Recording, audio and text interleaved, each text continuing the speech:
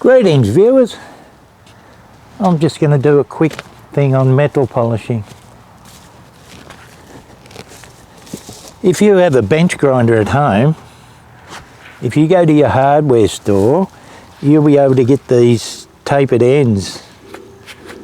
I think you'll find most of it will have it, and it's whatever the thread is, it'll just screw on there. There'll be a left and right hand thread, and you can set yourself up for metal polishing. Because I once had a metal polishing business, I have a big machine which does the same job, doesn't do it any better, it just does it a whole lot quicker. Bigger diameter, you know, you're just shifting the metal quicker.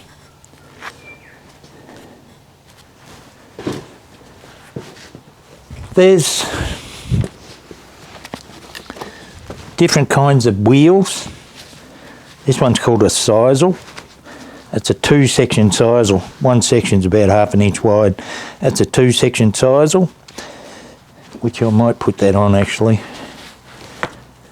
And that's called a B-mop, which is just, it's like linen, they're like the sheets on your bed.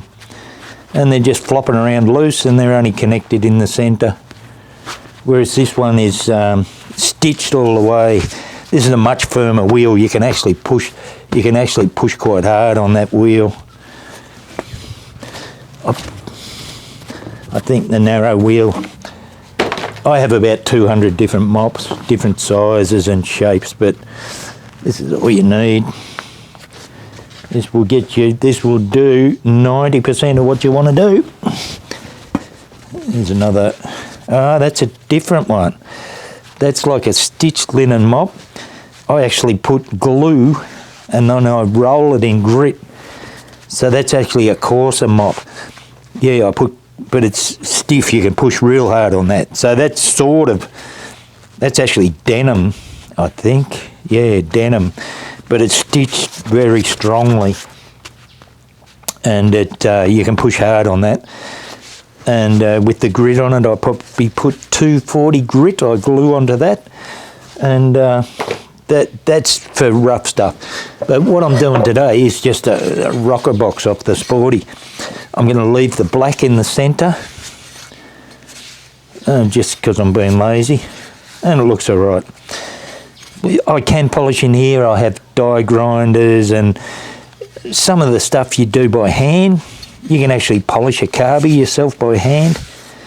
You sort of start coarse, but you can start coarse and it makes it quick, but you're actually not quicker in the long run because you've got to get those coarse marks out. So if you started with 80 grit on this, you'll find that you'll start to put a shine on it and you'll see all those 80 grit marks. So, you know, because this is smooth, I would start even with 400 or something on this. But if it was a rough casting, I still wouldn't go 80 grit. I'd only go maybe 120, 180 to start with. Because sometimes I can use a disc sander or even your little battery sander with a flap wheel on it, you know, just to get the rough bits off. This is smooth, but yeah. So, yeah. So, I might turn it on. I'll give you a bit more theory. So when you're polishing, you sort of got to go different directions. So, you know, this is a coarse wheel over this side. So I would perhaps go all this way. Down here, I will turn the mop a bit. Even if I only turn it slightly, I'm still putting a different angle. And then when I go to this fine finish mop, I will go straight. You know, so I'll have the coarse mop on a slight angle, I'll be going down here, and then I'll polish it straight to get all those lines out from the coarser mop.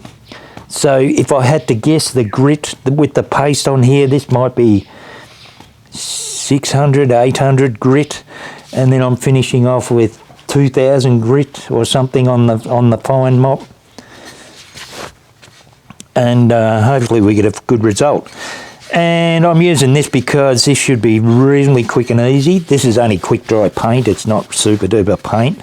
So I'm hoping it comes off pretty easy, and I can show you a result without boring you to death. Or I might just do one side if it takes too long. Anyhow, let me show you what I do. The wheels get contaminated. This is called a rake. So while it's spinning, I'll put that on there and get all the contamination off the edge, especially on this finishing mop, on this B mop. The size will the same. You have to get, you'll find it cuts better. Once you get all the contamination off, it'll start cutting again. I have different pastes. Today I'm only using 2 different pastes. The grey one is the coarse one. This is actually quite cheap. The finishing, this is called Jeweler's Rouge. So a jeweler would use this for polishing gold, which is, or silver, which is a soft metal. Alloy is quite soft as well, but that will give you a nice. That'll give you a nice shiny finish. I have another mop. This is a B mop. If I really want to make it look like chrome, I have another mop called a swan's down, which is baby swan's feathers, duck's feathers it's made out of. And that's soft. You can put it up against your face and it feels all nice. That's just another level. You're sort of starting to get into show polishing then. And even if you do achieve that finish on alloy, it'll dull off. It'll go off. Let's do a bit. I'll just rake them up. Don't leave it up there because it'll fall down and put a dent in it. Just rake them up. Hopefully you can hear me. I've got my... actually, when I'm putting the grit on, hold that there and then you're not wasting it. It goes onto the working surface.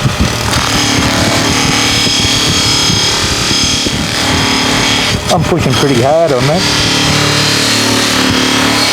Putting my body weight up against it.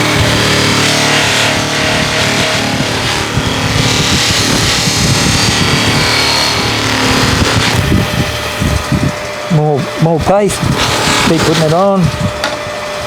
That stuff's cheap. See how when I put the more paste it come off good? A bit more paste.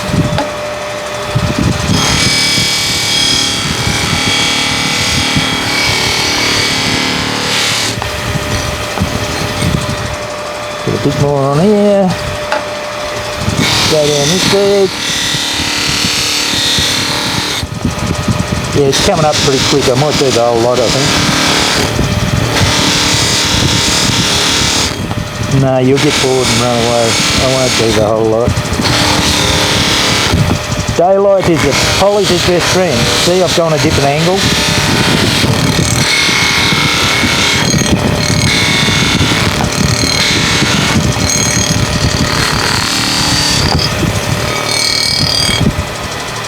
I actually like the black on here. I might leave that there, I think.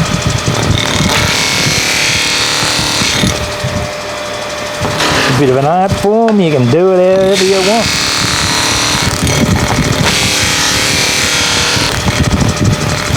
Or you can pay someone else to do it. Oh, I haven't told you the downside. You get real dirty. It goes in your hair, it gets in your ears, it gets everywhere. But, in a minute, yeah, I'm going to leave that black there. I like it. I like it.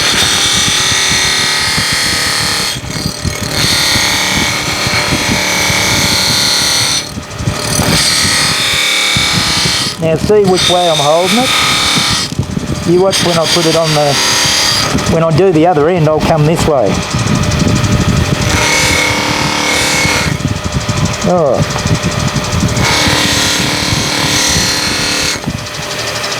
Okay. I'll put that down. I'll rake the beam up. I'll turn that a bit. Put a bit of rouge on it, bit of Jeweler's Rouge. Now I'm coming from a different angle.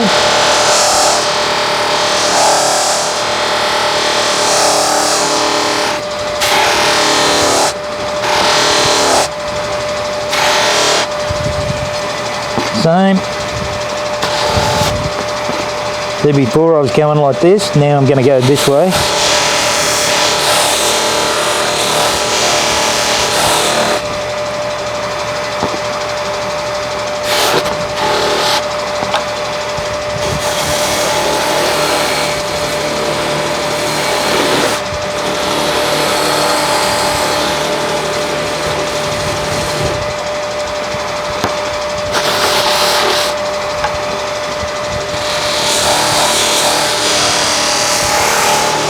You can do this at home. It ain't rocket science.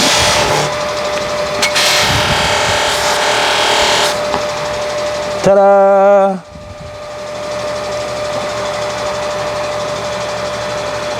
I don't know how the light is.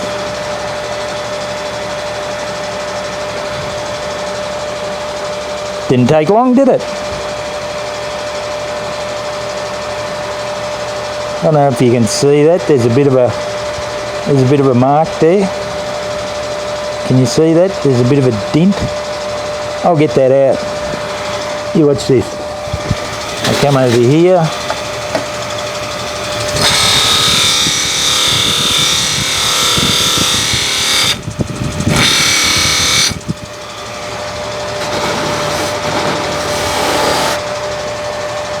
Still there a bit.